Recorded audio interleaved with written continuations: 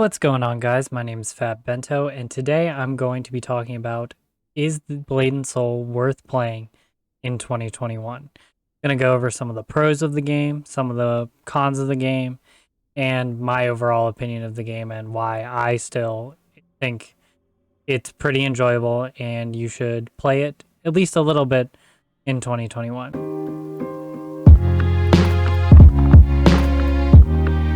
The first thing I want to talk about is the story. The story of Blade and Soul is probably one of my favorite stories in all of video games. There's so many ups and downs. It's lots of twists and turns, and playing through it the first time is an experience like no other. So I highly recommend playing it just for the story aspect itself. And for a lot of new people, and most of your early playtime in the game will be focused on the story.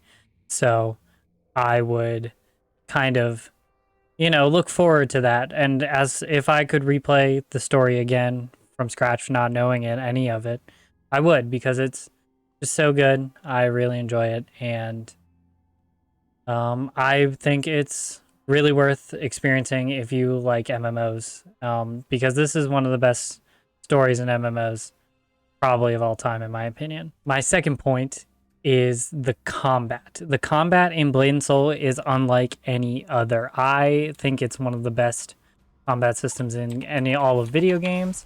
This what is it called? Action MMORPGs. Those are some of my favorite types of MMOs in the genre, and I just think this game has such fluid combat, and no matter what class you're playing, you will enjoy the combat style of the game. So that's a really big selling point, I know, for a lot of people in a lot of video games, is how is the actual gameplay. The actual gameplay, when you're actually in dungeons, in raids, is so much fun when the FPS is good enough, which I will talk about later. My third point is Unreal Engine 4 is coming soon. It is currently June 21st as I record this video. It's about to be June 22nd. It's midnight. And Unreal Engine 4 is coming in a couple of months. We are hoping September. That's what it's looking like. But they announced it for Q3 2021. So it could be anywhere from July to September, but most likely September. And I think this game is going to get revitalized in a way because of the Unreal Engine 4 update. And therefore, I think you would want to experience it to its full. By that, I mean you want to experience how it feels in end game stuff with, dungeons and raids and things like that, but also from the story aspect. So I would honestly maybe play a character and gear it up now, just because you'll want to experience all that Unreal Engine 4 has to offer, for me, in the quickest time possible, especially because I hope to make some videos and content about it. So, but I'm also sitting on a level 1 character that I'm going to play through the entire story with, an Astromancer. So, because I want to make a pretty comprehensive Unreal Engine 4 review when it hits live in NA and EU. So I'm going to experience it as much as possible both ways. And I think if you want to experience Unreal Engine 4 to its fullest, you should level up a character and, maybe sit on another character. And maybe if you want to play through the story again, go for it, because alts are very important to this game. So you're going to want to make alts anyway. But yeah, so I think it's worth it to that. And a side note for that, especially for someone who wants to create content like me, being able to experience it as Unreal Engine 3 and compare it to Unreal Engine 4 will be really useful. And I honestly think that would be kind of cool, even if I wasn't going to create content. The whole reason I came back to this game in the first place in early March was because I wanted to compare it to Unreal Engine 4 when it releases. So that's just a personal thing that I like to do with video games. So if you're like me and want to do that, I'd recommend playing a little bit of Blade and Soul, remembering how it is on Unreal Engine 3, and then when Unreal Engine 4 hits live, you'll know what's going on. But to me, that's where a lot of the good points about the game end, and why I think you should play it. But let's go ahead and talk about some of the cons of this game right now as it stands, and why you maybe wouldn't want to play it at this moment. Um, the biggest thing that turns everybody off in this game, well, there's two things. The biggest one for me as a free-to-play player is the optimization of the game. This game runs pretty terribly because it's on an old, outdated engine, and it's just so unoptimized in certain places. So, like, for example, right here, I'm in Mushin's Tower. I've 0 FPS, 20, 21 FPS. This is a highly populated area. It must be better in dungeons. This is actually high on the higher end for me, because in order to play this game and am able to make content with it, I actually use BNS tools and BNS Buddy to a certain extent to apply the DirectX 9 to DirectX 12 wrapper, and use some other optimizations. I also have Reshade installed. Let me here, yeah. So that's Reshade off, and this is Reshade on. So I just personally think it looks better, but yeah. So Reshade isn't really for any optimizations or anything. I leave that to the other things. But even with Control F on in this area, hold on, that's hide characters. 55. That's that's doable. It's doable, but still not great. And in dungeons, I'm lucky to get up to 60 or 70. Let's just fight this real quick and see how it goes. In combat, it's probably in the low 40s to 50s. So, like, the most appealing part about this game is the combat. And if you can't experience the combat at its fullest, then why would you want to play it? Which is a fair reason to not want to play a game. The second biggest reason people say you shouldn't play this game is that it is pay to win. I would agree and disagree with that. I have played this game since it launched in 2016, January. I have only ever felt compelled to spend money on this game in the first week, and that was to buy premium for a week so I could get in front of the server, towards the front of the server queue. That is the only time I have ever spent money on this game, and it was $15 5 years ago. So I don't feel like this game is pay to win from my perspective. I've just played it casually on and off for the last 5 years. I'm not by any means a high tier player. I'm Grand Celestial 6. I have decent gear. I'm sitting at 1700 AP, which isn't, with my gems it's 700 AP, but I never felt compelled to buy an upgrade with real life money. I've never felt compelled to roll on Trove, or that I needed to buy premium.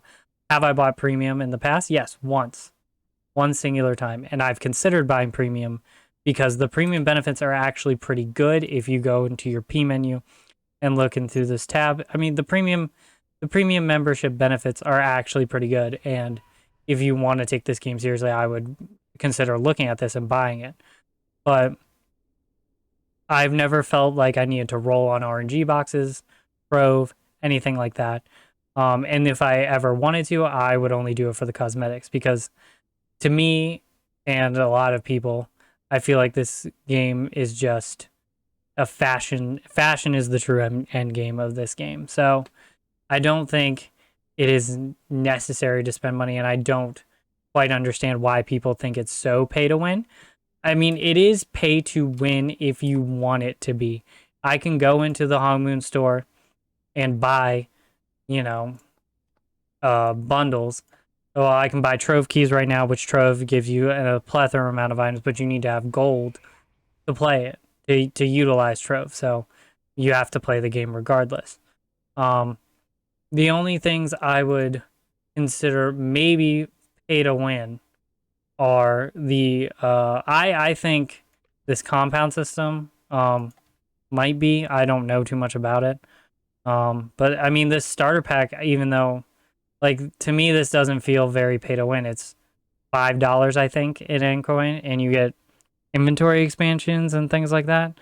This one's a little bit more. This one just gives you, it's like 2 upgrades above what you get from finishing the story. There are aspects of this game that are pay to win, and I will admit that. But it's a free to play game, and NCSoft has to make money on it. Like, they're a business at the end of the day, and I can understand putting in cash shop items.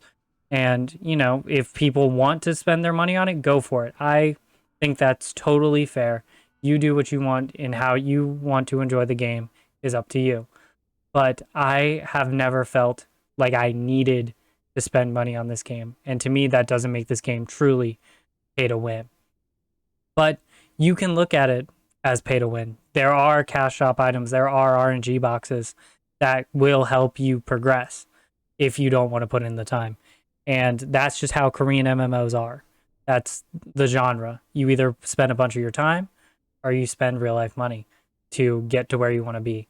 And for me, I find spending my time is more fun and more enjoyable, and I don't need to have my upgrades immediately. I like seeing the slow progression of my character.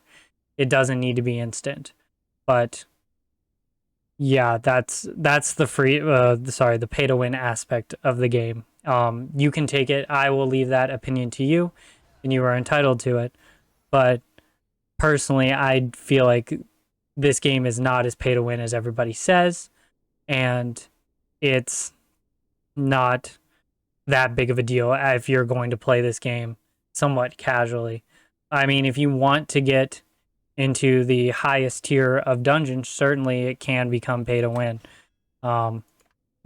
People are recruiting for Serpent's Den, and they're requiring over 3k AP, and you can't really get 3k AP that quickly unless you spend a bunch of money, which is understandable.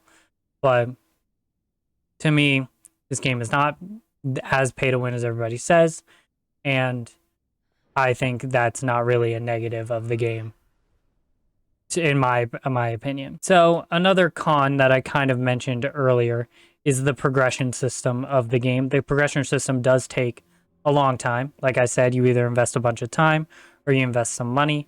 That's how the Korean MMO genre really works. The one thing that I really dislike about the game, though, is that it doesn't really tell you what to do after you hit the end of the story. It doesn't really explain how to upgrade your weapon and what you should be doing and where you need to get everything. You got to go find it yourself. And that's fine. I do like a little bit of ambiguity in an MMO where you can just kind of do what you want, work towards the upgrades that you want. But it also is a little frustrating for young, newer players and people who don't understand the MMO genre that much. They don't know what grinding is like, and they don't know that you're supposed to grind. So that's one aspect. I think it's minor because I like this MMO style, and I like putting in time and getting rewarded slowly but surely for the time I put in. But it is very slow, and it is a lot of time if you want to be as maxed out as possible every single patch that comes out. So it's just the genre, and it's gonna be like that forever. That's just how MMOs work. And finally, the one thing that I would dissuade you from playing the game right now is that we're kind of in a lull. Basically, NCSoft and the community in general is preparing for Unreal Engine 4. The last update, the summer event, isn't really that big. It's not a big patch, which, I mean, it's understandable. We weren't expecting a big patch because we're waiting for Unreal Engine 4. But I think that that's fine, you know? If you are wanting to create a new character, if you're a new player or thinking about checking out this game, now is probably a really good time to do so because you have the time to play through the story and enjoy it for the first time without having to worry about missing a certain event that's really going to help you upgrade your weapons or anything like that. So I think that's really, really good for the game. That's why I would consider if you're going to start a new character or if you want to, experience the story again, now would be a pretty decent time unless you are waiting for Unreal Engine 4 and you've decided that you want to wait for it. But, because there's nothing really going on in terms of end game stuff other than your weeklies or your dailies. But, that's just how it is. And that it makes sense because we are all anticipating Unreal Engine 4. NCSoft, I'm sure, is working pretty damn hard to make it as good as possible, which I will talk about in my next video, is Unreal Engine 4, all it's cracked up to be. But yeah, I think overall, I think Blade and Soul is always worth playing. I always encourage people who've never played Blade and Soul to try it. Now I think is a pretty decent time to start playing the game if you are a new player. If you're a returning player, it's kind of a good time. I mean, there's nothing really for you to miss, but there's also nothing much for you to do to catch up other than the Marshall Token event, which I went over in my new and returning player guide for June. So really, I'll leave the choice up to you. But in my opinion, I think Blade and Soul is always worth playing, especially if you're a new player. And now is a pretty decent time to experience it for the first time. If you are excited about Unreal Engine 4 and want to experience it to its fullest when it releases. That being said, there are a few caveats to that. If you have if you have new hardware, the game might not run as well, but hopefully Unreal Engine 4 fixes that for you, and hopefully it fixes that for everyone. But I think if you want to play the game, you might have to make some optimizations or figure out how to do that yourself or just deal with it. So that's really up to you. But I personally think going through the process is enough because in some dungeons I am capping 100 FPS because of these optimizations, and that's all I want. I want to play this game. I want more people to play this game, and I encourage you to play it, even if you have your own reservations towards it. And I think you can formulate your own opinion yourself. And yeah, I encourage you to do so. So that's really going to be all for this video. Thank you so much for watching. I really, really appreciate it. If you really enjoy this video or are looking forward to more Blade and Soul content, go ahead and click that subscribe button or leave a like on the video. You can always unsubscribe if you don't like my content in the future, but it really helps me out if you would do. But other than that, I hope you have a great day, and I'll see you in the next one. Peace.